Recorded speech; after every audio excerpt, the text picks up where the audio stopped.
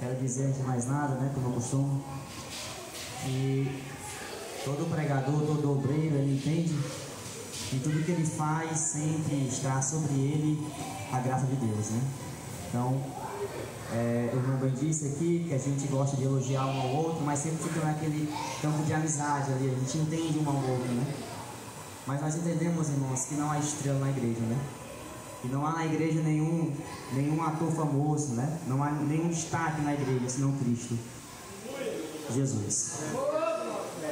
Vamos abrir as nossas Bíblias lá em Filipenses. Filipenses capítulo 2.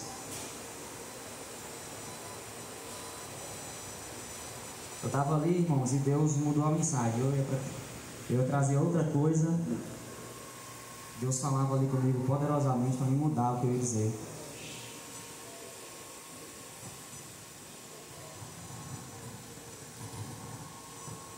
Carta de Paulo aos Filipenses, capítulo 2. Vamos ler a partir do 5.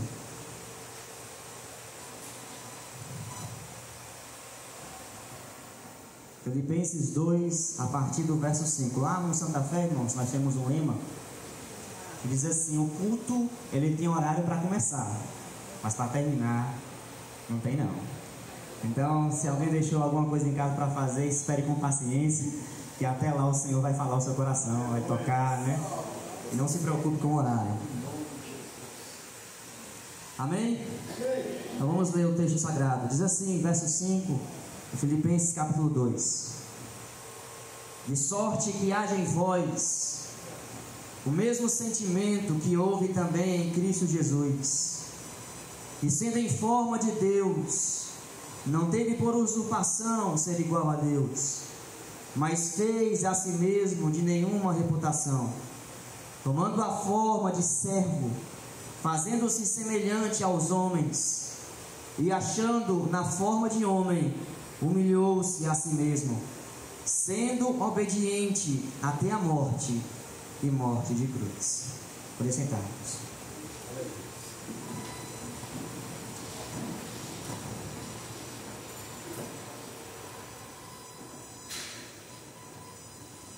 Meus amados irmãos, todo leitor da Escritura, todo crente em Jesus, ele sabe que o sacrifício de Cristo foi a coisa mais linda do universo.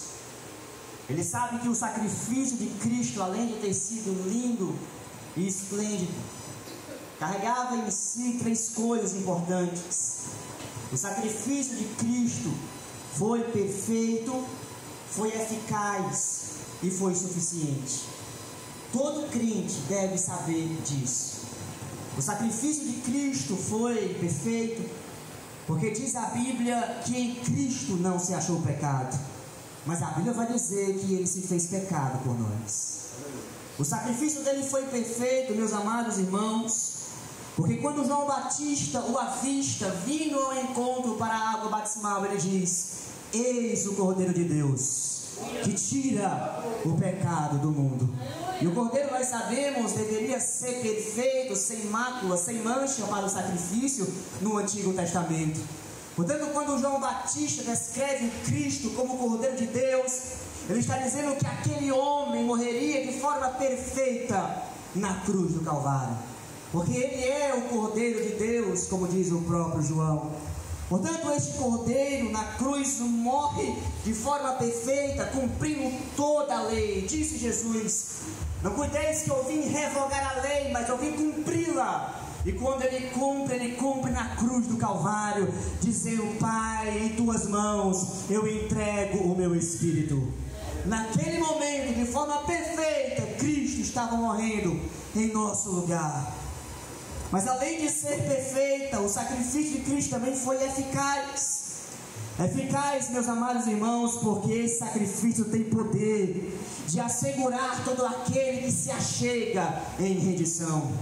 O sacrifício dele é eficaz porque, disse Paulo, aquele que começou a boa obra, ele vai cumprir, ele vai terminar até o fim. Talvez nós conheçamos crentes que vai e volta. Sabe de uma coisa? Esse crente é tão valioso para Deus, que Deus está trazendo ele todas as vezes que ele sai do redil, porque o sacrifício de Cristo o sustenta até o fim. Muito embora ele saia, ele volta. O crente verdadeiro, irmão Arley, é aquele que no mundo se sente como um peixe fora d'água. Ele não vai se adaptar mais, porque ele está fora do redil, porque ele está fora do celeiro, porque ele está distante do seu habitat natural, e portanto ele regressa de volta em redição. Sabe por quê? Porque o sacrifício de Cristo é eficaz, irmãos. O sacrifício de Cristo não é aquele que salva e depois se perde, não é aquele que traz e depois deixa ir, porque Jesus disse, irmão Arley, irmãos, que aquele que vem a mim, de maneira nenhuma eu lanço fora, está guardado. Jesus disse, eu conheço as minhas ovelhas, elas ouvem a minha voz, elas estão em minhas mãos e ninguém as arrebata. Aleluia! O sacrifício dele é eficaz, irmãos. Não há como o crente perder a sua salvação, não há como o crente se desviar de Cristo ou cair da graça, porque aquele que começou a boa obra, ele vai terminar até o fim. Aleluia! Mas além de ser eficaz, esse sacrifício também é suficiente. É suficiente porque a Bíblia nos deixa claro que nós não precisamos de mais ninguém e de mais nada para sermos salvos, a não ser Jesus Cristo de Nazaré. Ele é suficiente porque na cruz todo o seu sangue foi derramado para perdoar os nossos pecados. É suficiente porque agora nós não recorremos mais a Maria, Buda, Maomé, Allan Kardec ou Confúcio, porque diz a Bíblia que nenhum nome foi dado entre os homens pela qual devamos ser salvos, senão o nome de Jesus. Aleluia! Por que você não reza a Maria, crente? Porque você sabe que a Bíblia diz que só há um intermediador entre Deus e os homens, e este é Jesus. Aleluia! Por que você não vai de joelhos, meus amados irmãos? Atravessa campo de joelho, vai a lugares distantes a pé para cumprir promessas, porque nós sabemos que o único que pode curar, salvar, libertar o homem é Cristo Jesus. Porque nós sabemos que aquilo que nós poderíamos fazer, ou deveríamos fazer, naquela cruz Ele estava fazendo por nós. Aleluia! Suficiente, irmãos. Porque Cristo na cruz estava derramando todo o seu sangue. Porque naquela cruz Ele estava declarando que Ele é o caminho, a verdade e a vida. Não há nenhum outro homem qualquer, não há nenhum outro Deus que se possa criar pelo qual devamos ser salvos, senão Jesus de Nazaré. Aleluia, essa notícia é maravilhosa, porque na cruz nós encontramos o Cristo que de forma perfeita, eficaz e suficiente está ali em nosso lugar padecendo e morrendo. Essa notícia nos deixa completamente constrangidos, como diz Paulo a uma das igrejas.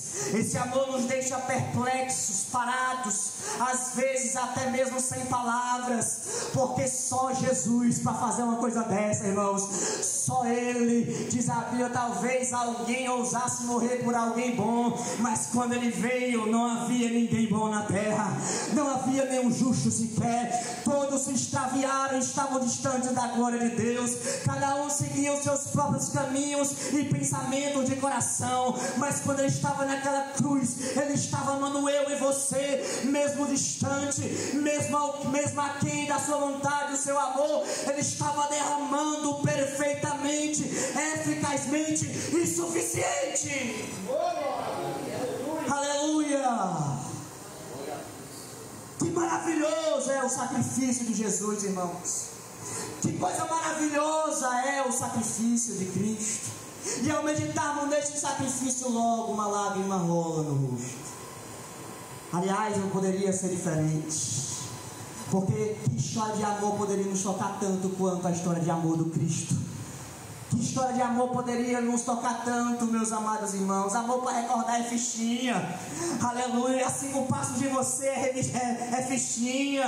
Aleluia. O que Cristo fez, nenhum cineasta deste mundo poderia fazer em um cinema qualquer. Porque, meus amados irmãos, não se pode trazer o infinito para o finito, mas Ele fez. Não se pode entrar no tempo sendo atemporal, mas Ele entrou. Não se pode ser eterno e entrar no finito, naquele que se limita, mas Ele fez. Aleluia! Louvado seja Deus. Mas além disso, irmãos, além do sacrifício ser perfeito, além do sacrifício ser eficaz e além do sacrifício ser suficiente, o sacrifício de Cristo também estava carregado de amor. O sacrifício de Cristo estava carregado de um amor incondicional. É por isso que João 3,16 vai dizer que Deus amou o mundo de uma tal maneira que deu o seu Filho unigênito, para que todo aquele que nele crê não pereça, mas tenha a vida eterna. O apóstolo João não conseguiu descrever o amor, então ele disse: Ele nos amou de uma tal maneira. O tal aí, meus amados irmãos, é indefinido, não se pode definir o tal maneira. Portanto, se você conseguir achar qualquer adjetivo para este amor, tente, mas não vai conseguir. Este amor é extraordinário, este amor é infinito, este amor é belíssimo, este amor é incompreensível, este amor é indigível, este amor é cheio de glória, este amor é maravilhoso, este amor é tudo que você puder dizer. E ainda assim não conseguirá descrever. Não há nenhuma palavra no vocabulário humano que você consiga dizer: essa palavra aqui se encaixa perfeitamente no amor de Deus. Não há, porque João disse: foi tal maneira que Ele deu o seu Filho unigênito, para que todo aquele que nele crê não pereça, mas tenha a vida eterna. E foi esse amor que nos possibilitou amar também. É por isso que em 1 João capítulo 4, versículo 19 vai dizer que nós só o amamos porque nos amou primeiro. Aleluia! Todo o seu amor por Cristo, todo o seu amor pelos irmãos da igreja só é possível porque Ele te amou primeiro. Tudo que você expressa em amor para o irmão, tudo que você expressa em amor para a sua esposa e filho, saiba de uma coisa: só é possível porque Cristo te amou primeiro. Não haveria possibilidade sem este amor, não haveria possibilidade sem a manifestação magnífica deste amor. Portanto, você deve tudo a este amor, tudo deve ser destinado a este amor. Não há nada em nós pelo qual nós devamos nos gloriar, porque todo amor que nós damos, retribuímos, passamos, é o amor de Deus, porque Ele nos amou primeiro. E além disso, Romanos capítulo 5, versículo 5, Paulo vai deixar claro que agora esse amor está derramado em nossos corações. Aleluia. Já parou para meditar nesse texto? Já parou para meditar em Romanos 5,5, quando Paulo fala que agora este amor está derramado em nossos corações? É por isso, irmãos, que o cristianismo não é religião seca, vazia e sem sentimento. A verdadeira religião, a religião de Cristo, que nos religa a Deus, é uma religião cheia de sentimento, cheia de amor, cheia de afeições. Por quê, pregador? Porque o amor está derramado em nossos corações. Não é gotinhas do amor de Deus, não. É todo o amor de Deus derramado em nossos corações.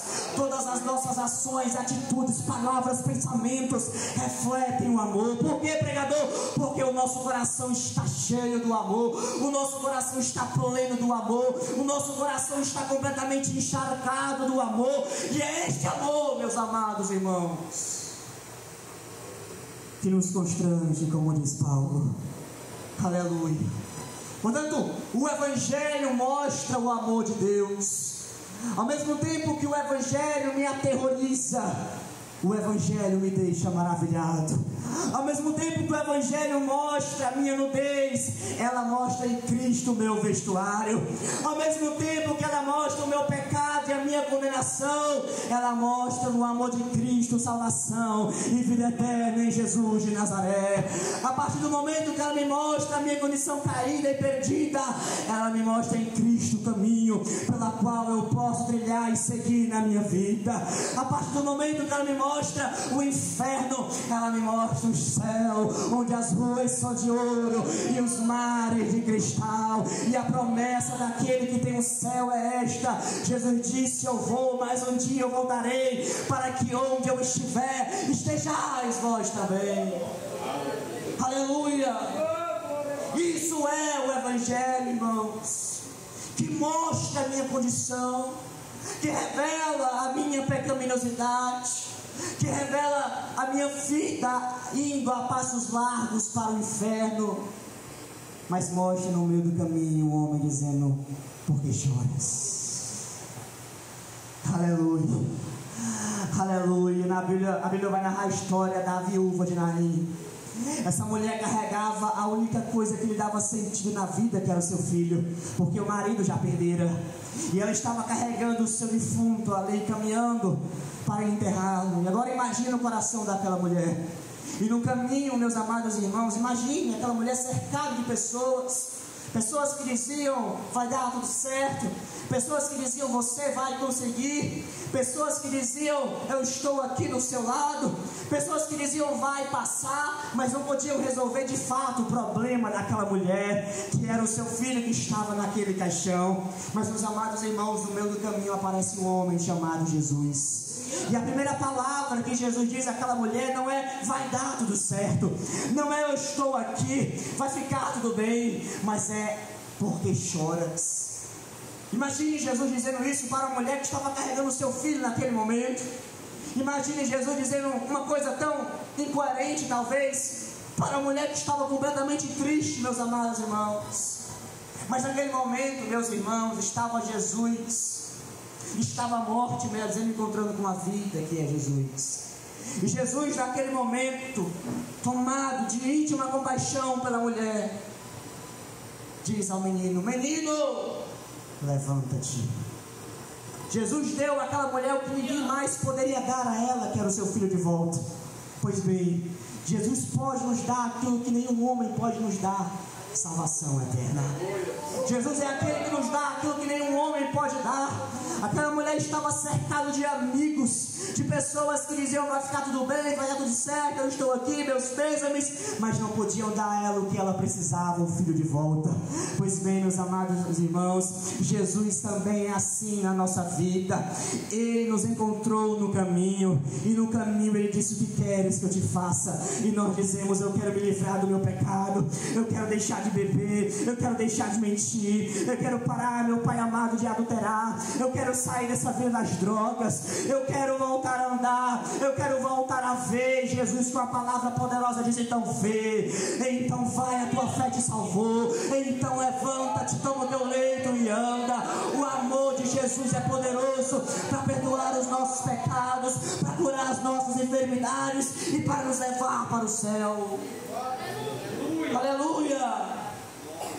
Este é o amor de Jesus, o amor que se revela no Evangelho, o amor que revela a nossa condição, mas que revela o remédio para as nossas vidas. E Paulo, em 1 Coríntios, meus irmãos, ele vai descrever o amor, e é muito profundo quando Paulo descreve esse amor.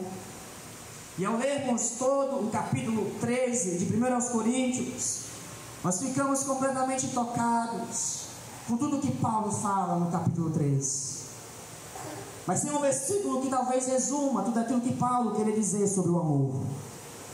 O versículo de número 7 do capítulo 13 de 1 Coríntios, Paulo vai dizer: o amor tudo sofre, tudo crê, tudo espera e tudo suporta. Talvez poderíamos resumir o amor apenas neste versículo, mas Deus quis falar muito mais pelo apóstolo Paulo. Mas no versículo 7, Paulo começa dizendo que o amor tudo sofre. E quando nós falamos de sofrimento, meus amados irmãos, nós falamos de uma realidade universal. O sofrimento é de todos e para todos. A Bíblia diz que o sol nasce para todos. Assim também é o pecado assim é também o sofrimento. O sofrimento passou as nossas vidas por conta do pecado que entrou no mundo depois da queda. O sofrimento passou a ser universal, assim como o pecado passou a ser a semente no coração de todo homem. Todos sofrem. Nós sofremos com enfermidades, nós sofremos com luto, nós sofremos, meus amados irmãos, assim como o incrédulo, com dívidas, nós sofremos com dores, nós sofremos com várias coisas que nos acometem nessa vida, várias. Se fôssemos estar nessa noite, passaríamos talvez toda a noite. Mas o fato é que de alguma maneira nós sofremos, assim como o incrédulo.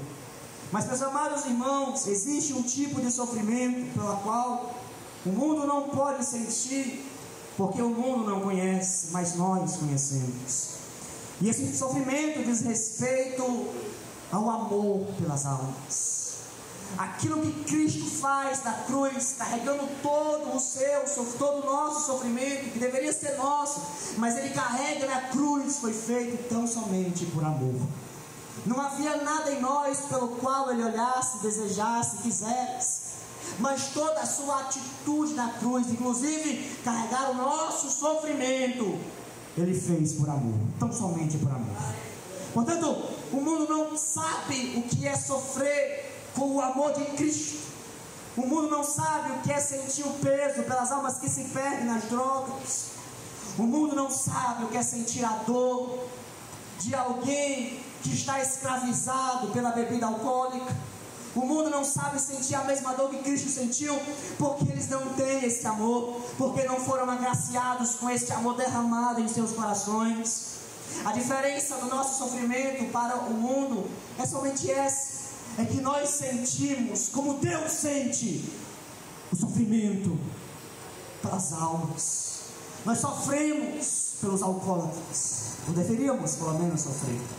Nós sofremos por aqueles que estão afundados nas drogas, ou pelo menos deveríamos sofrer.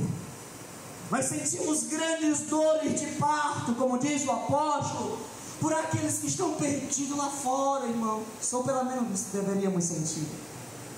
Todo crente é alguém que sofre, ou pelo menos deve ser alguém que sofre por aqueles que estão caminhando para o abismo.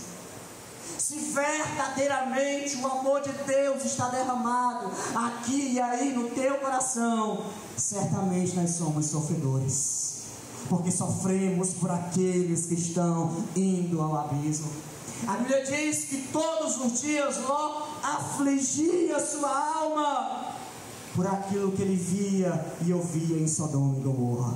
Todos os dias estava Ló afligindo, embora não saísse. Mas o que eu quero destacar aqui é o fato dele sentir, é o fato dele se angustiar por estar no meio daquela sociedade depravada, no meio daquela sociedade anti-Deus, pervertida. Ló entendia muito bem o que eu estou dizendo aqui. Portanto, nós sofremos por aqueles que estão se perdendo. O mundo não pode sentir o que nós sentimos, porque eles não têm este amor derramado em seus corações. E a pergunta que se faz, irmãos, é esta: então por que é que nós evangelizamos? Então por que é que nós estamos indo aos becos, às vielas, às ruas? Por que é que nós estamos carregando esse sofrimento em nosso ser? Por que é que nós choramos dia e noite por um parente que ainda não se converteu? Por que é que nós sofremos tanto por alguém que está perdido? Talvez um familiar teu, um pai, uma mãe, um filho, um sobrinho, um tio, uma tia. Sabe por quê, irmão? Porque o amor de Deus está derramado aí, ó. Aleluia. Toda vez que você abre a porta da tua casa com os olhos lacrimejando, com a alma muitas vezes abatida para evangelizar, saiba de uma coisa: é o amor de Deus te dando força para ir. Toda vez que você dobra o seu joelho e chora pelo seu pai, pai, pela sua mãe, pelo seu parente, pelo seu amigo. Saiba de uma coisa, é o amor de Deus aí, meu irmão, que não te deixa parar de sofrer, que não te deixa parar de sentir, porque no final vai valer a pena.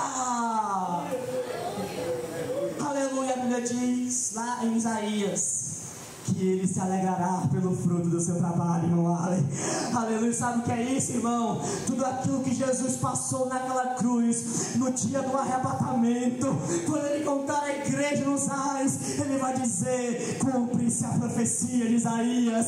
Eu estou tão alegre com estes meus filhos aqui, que não se arrependeram, que não se curvaram diante de outros deuses, mas que se voltaram para mim. Naquele dia ele se alegrará, irmão Marley, pelo fruto do seu trabalho. Paulo diz que a nossa leve e momentânea tribulação está produzindo em nós um peso, irmão, um peso de glória eterna, eterna. Na eternidade você vai ver os frutos. Não pare de orar, não pare de evangelizar, não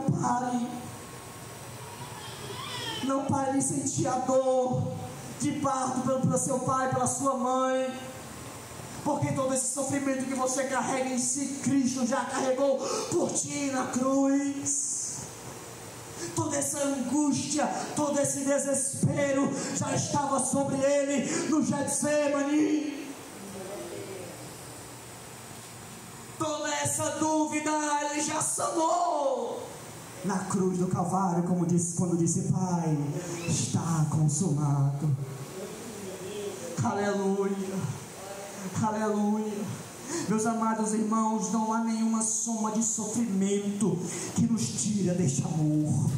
Aleluia. Paulo aos Romanos vai dizer: quem nos separará do amor de Deus? Será que vai ser a morte? Será que vai ser a espada? Será que vai ser a fome, a angústia ou a tribulação? Eu estou bem certo de que nada irá nos separar do amor de Deus que está em Cristo Jesus, o nosso Senhor.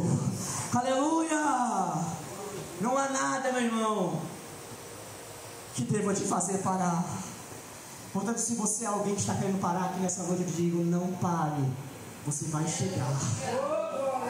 Aleluia. Você vai chegar, nem que seja se arrastando, mas o céu está te esperando. Aleluia. Nem que você chegue todo quebrado, mas os portões do céu vão se abrir para você, meu irmão. Creia nisso. Aleluia. Nem que você chegue sem um pé, sem uma mão, saiba de uma coisa: é corpo glorificado, não vai ter deficiência chegando lá.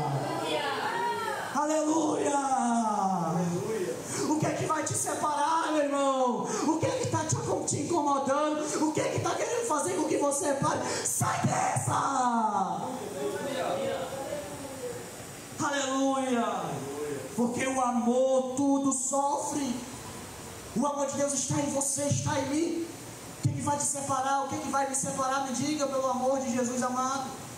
Nada. Então tira a dúvida aí do teu coração. Se você é crente: será que eu sou crente mesmo? Será que eu me converti de verdade? Sai dessa, meu irmão. O Evangelho chegou até nós com certeza. Aleluia. Será que esse sofrimento que está sobre mim é porque eu não sou crente de verdade? É não, meu irmão. É não. É porque por muito esforço é que nós estamos indo para o céu. É porque é com muita tribulação que nós vamos chegar lá. Tudo que você está passando aí é porque você é crente mesmo, e você só está de pé porque o amor te sustenta. Aleluia. Não tem estrela na igreja, não tem popstar. Todos nós somos sustentados pelo amor e nada mais.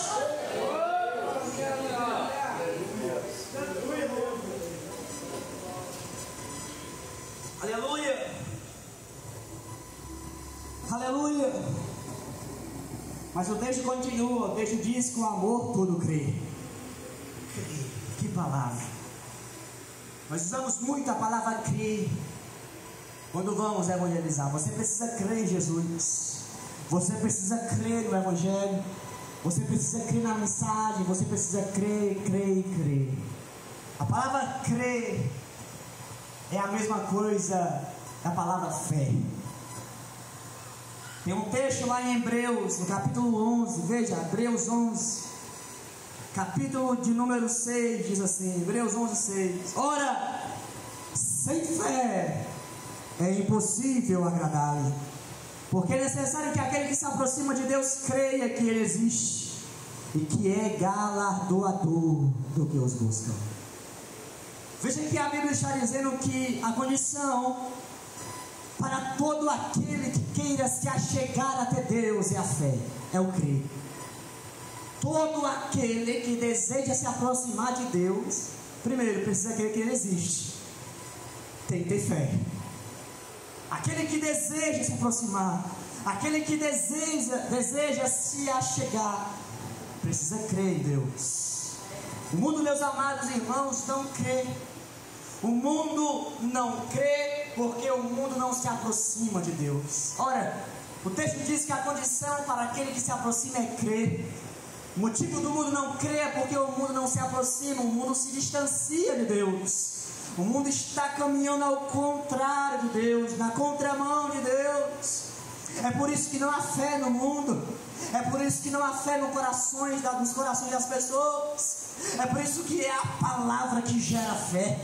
É por isso que é a palavra que comunica fé para o coração do homem. É a palavra que faz com que a fé salvífica gere nos corações. Porque não há fé no mundo, irmãos. Porque o homem se distancia, o homem se afasta. Mas ao contrário daqueles que se afastam, daqueles que se distanciam, nós somos aqueles que nos aproximamos, que nos achegamos. Nós somos aqueles que estamos diante do altar diariamente. Nós somos aqueles que estamos no quarto, no secreto, no oculto e no escondido diariamente, clamando e orando a Deus. Ao contrário do mundo, nós somos aqueles que se aproximam de Deus. Nós somos aqueles que se achegam a Deus. O mundo, meus amados irmãos, pelo fato de não se aproximar, é um mundo incrédulo. O mundo, meus amados irmãos, nunca foi tão incrédulo como o nosso tempo. Os homens duvidam de tudo, de todas as coisas. Há quem diga que Deus não existe. Há quem diga que pecado não é mais pecado, inclusive nas igrejas. Há quem diga, meus amados irmãos, que só há dois caminhos para o traficante, cadeia ou cemitério. Há quem diga que não há solução para aquele que está afundado nas drogas. Há quem diga que não há mais jeito para o traficante, para a prostituta. Os homens zombam, irmãos, daqueles que estavam saindo da via das drogas, do alcoolismo, com frases desanimadoras. Chegou a dizer, eu não dou 3 dias, eu não dou 10 dias, eu não dou uma semana. Tudo isso é o reflexo de um mundo incrédulo, de um mundo que não crê mais em nada. Não há verdade absoluta, não há moral absoluta, não há mais nada, não há um Criador. E por isso, não tendo um Criador, não há padrão de nada. Tudo pode ser modificado, tudo pode ser alterado, porque não há um Criador, não há um padrão, não há. O mundo está perdido, irmãos, na sua dúvida, na sua infidelidade. Mas nós não. Enquanto o mundo se perde na infidelidade, nós crescemos na fé. Enquanto o mundo se perde na dúvida, nós somos aqueles que se aproximam de Deus, crendo que Ele é o Deus do impossível. Enquanto os homens dizem não tem mais jeito, a gente diz tem jeito. Enquanto o mundo diz cadê o cemitério, nós dizemos tem Jesus na história e com Ele tem jeito. Aleluia. Enquanto o homem diz só há dois caminhos, nós dizemos tem um novo e vivo caminho, e este é Jesus de Nazaré. Enquanto o homem diz não para o homem, nós dizemos sim. Enquanto o homem diz não tem mais jeito, nós diz tem jeito, porque Jesus é aquele que desce para fazer o impossível acontecer. Uma vez o discípulo Jesus pregando sobre o rico, ele disse: olha, é mais fácil um camelo passar pelo fundo de uma agulha do que o rico entrar no reino dos céus. Aí os discípulos disseram: mas então quem poderá salvar? Então Jesus disse: o que é impossível para vocês, seus meninos, não é impossível para Deus. Vocês não conseguem fazer nada, é Deus que faz o impossível acontecer. Meus irmãos, o mundo é incrédulo, mas nós estamos com o coração cheio de fé para acreditar que Deus está fazendo e vai fazer a obra no nosso meio. Nós estamos com o coração cheio de fé. Para que os evangelismos vai ter conversão? Para que quando nós impormos as mãos, os enfermos serão curados? Aleluia! Para crer que aquele nosso parente, ele vai voltar, ele vai se converter, ele vai ser curado. Aleluia!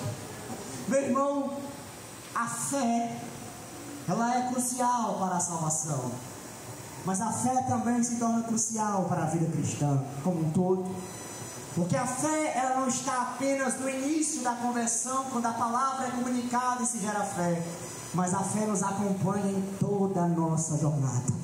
Porque para crer que Deus pode transportar o mundo de um lado para o outro, tem que ter fé. Se tiveres fé do tamanho de um grão de mostarda, dirá este monte: sai daqui e vai para lá. Meus amados irmãos, a fé é crucial nas nossas vidas. Sabe por que tem tanto crente aí, irmão, fraco, raquítico, sem força, pensando em desistir, frio? É porque está sem fé, irmão Allen. Ele está tão afundado no seu próprio mundinho, no seu próprio problema, que ele esqueceu que aquela fé do início que Jesus colocou em seu coração pela sua palavra ainda está dentro dele. Ele precisa de um despertamento de fé nele, irmão Arley. Ele precisa de um despertamento de fé no seu coração, para que ele saiba que agora ele é filho, para que ele saiba que agora ele é sacerdote real, para que ele saiba que agora ele não é mais escravo, ele é livre, para que ele saiba que agora ele não está mais andando no curso deste mundo, mas agora ele caminha para as nações celestiais.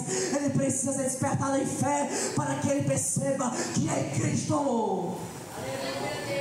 Ele é nova criatura. Aleluia!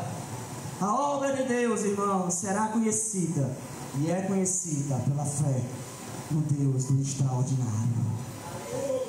Aleluia! Cadê tua fé, crente? Por que duvidas tanto? Por que estás tão inquieto? Por que tu estás tão incomodado? Por que tu te perturbas tanto? Por que tu continua cocheando de dois pensamentos? Por que é que tu continua não crendo, incrédulo? Rasga o teu coração e diz: ó Deus, aumenta a minha fé. Aleluia, aumenta a minha fé. Aleluia, para de duvidar, irmão. Faz a obra, deixa que Deus cuide da família, deixa que Deus cuide do sustento. Ele é provedor. Deixa que Deus cuida do sustento, deixa que Deus vai prover o aluguel, a luz, a água. Faz a obra. Tenha fé. Sabe por que você ainda está aqui nesse culto? Sabe por que você ainda é crente? Porque o amor tudo crê. Aleluia. Você só está aqui porque o amor de Deus está derramado em seu coração. Todas as vezes que o meu coração quer se exaltar, eu digo: é o amor. É o amor, é o amor. Não sou eu, é o amor. Todas as vezes que eu estou fraco, irmãos, em casa, às vezes frio espiritualmente, o Senhor me fazia lembrar: eu já derramei. Você está predestinado em Cristo. Aleluia. Eu já derramei, já está aí, já está derramado. Não duvides, creia. Jesus disse a Tomé: Tomé, não duvides, mas ser crente. Creia. Toca aqui, ó, no meu lado, está aqui. Toca nas minhas mãos, Tomé. Eu de fato ressuscitei. Por que é que eu precisei aparecer para ti, para tu que tu crês? Tomé. Oh, Tomé. Creia, Tomé. Creia que Ele é aquele que passeia no meio dos 7 candeeiros de ouro.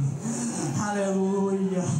Para Tomé Ele aparece ressuscitado, e para a igreja Ele é aquele que passeia no meio dos 7 candeeiros de ouro. Tomé, creia que Ele está aqui, Tomé. Tomé, Ele está querendo te tocar, abre o teu coração. Ele está querendo aumentar a tua fé. Ele está querendo te consolar pelo teu sofrimento, Tomé. Tomé, cria juízo, Tomé, e passa a crer. Aleluia. Creia, porque o amor tudo crê. Mas o texto também diz que o amor tudo espera. Aleluia. Veja o que diz o Salmo de número 40. Salmo de número 40, versículo de número 1. Louvado seja Deus. Diz assim a palavra de Deus: esperei com paciência no Senhor, e Ele se inclinou para mim e ouviu o meu clamor. O versículo é muito impactante, né, irmãos? Primeiro porque a parte B do versículo diz que Deus se inclinou e ouviu a oração. Só desse ponto aqui a gente já pode lembrar aqui rapidamente que o nosso Deus é um Deus que ouve orações. A Bíblia diz que os seus ouvidos não estão gravados para que não possa ouvir. Ele não é uma estátua de gesso que não pode ouvir, tocar, falar, sentir, mas Ele é o Deus vivo que ouve a oração. Aleluia. O texto está apresentando um Deus vivo, irmãos. Um Deus que se inclina para ouvir a tua oração. Que coisa maravilhosa. A parte B do versículo é impressionante, é maravilhoso demais, é tocante, é poderoso, é maravilhoso. Ele se inclinando, que coisa linda. Mas não esqueça a parte A. Aleluia. A parte A diz: esperei com paciência no Senhor. O salmista não começa dizendo: eu esperei murmurando, eu esperei praguejando, eu esperei duvidando, eu esperei incrédulo, eu esperei duvidoso. O salmista não começa o salmo dizendo: eu esperei meio que lá e cá, assim, sabe, meio que não creio muito e tal. Mas não, esperei com paciência no Senhor. A espera e a paciência andam de mãos dadas. As orações são respondidas pelo esperar paciente no Senhor. Muitas das vezes, meus amados irmãos, o nosso grande problema é a impaciência. O nosso grande problema é o não saber esperar em Deus. Às vezes o nosso grande problema é não saber que Deus é aquele que se inclina para ouvir, é aquele que age no momento certo e na hora certa de todas as coisas. O que nos chama a atenção, meus amados irmãos, é que Davi espera com paciência. Davi não espera reclamando, Davi não espera murmurando, não espera praguejando, não. Porque a paciência, meus amados irmãos, não reclama. A paciência não murmura. A paciência não pragueja. A paciência descansa. A paciência descansa. Esperei com paciência no Senhor, e Ele ouviu o meu clamor. Sabe-se lá quando foi que Deus ouviu o clamor de Davi, mas ele disse que Deus ouviu. Aleluia. Sabe-se lá quando Deus se inclinou para ouvir e respondeu de fato a sua oração, mas ele disse que esperou com paciência. Porque sempre quando nós esperamos com paciência, nós descansamos. Uma das cartas à Igreja Universal diz: lançando sobre ele o quê? Toda a vossa ansiedade. Por quê? Porque ele tem cuidado de nós. Aleluia. Quem é que pode sentir isso, irmãos? Quem é que está sentindo o cuidado de Deus hoje, nessa noite? Quem é que pode dizer: essa palavra é verdadeira, eu sinto isso. Essa palavra aí é genuína. Eu estou sentindo o cuidado de Deus. Aleluia.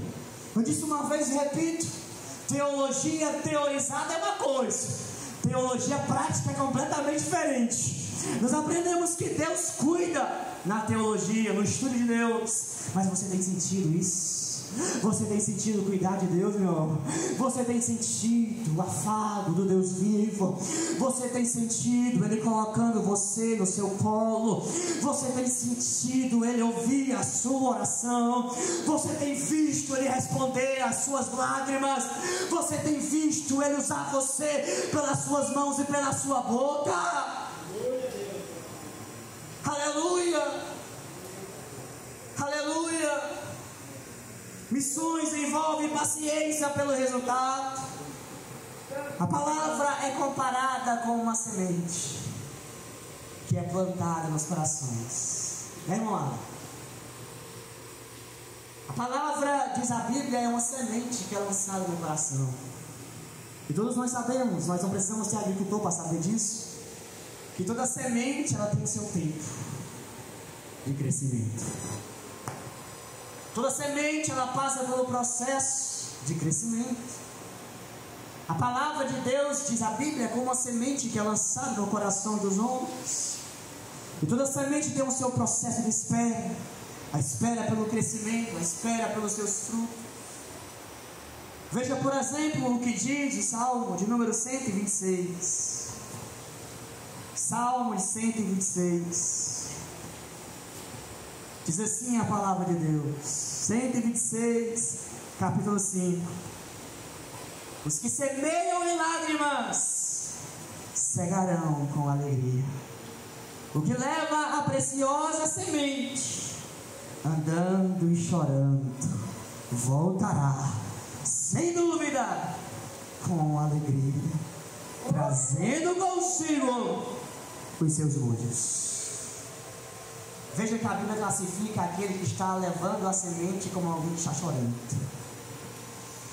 Aleluia.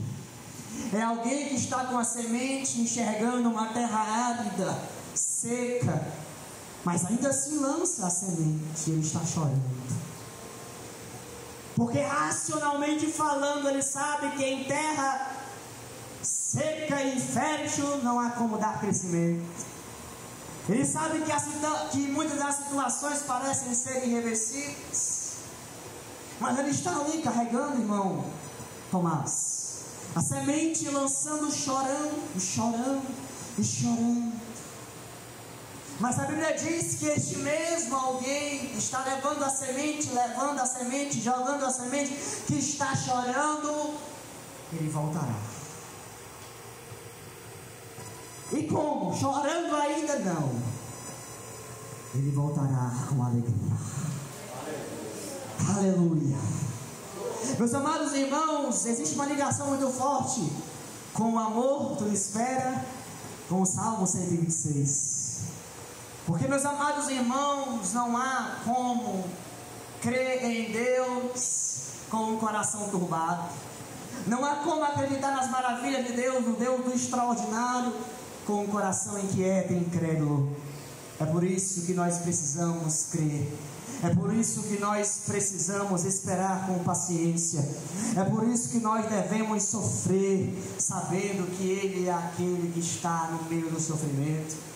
Todo o amor de Deus que está derramado em nossos corações nos faz crer, nos faz esperar, nos faz sofrer, porque tudo isso, meus amados irmãos, Cristo passou naquela cruz.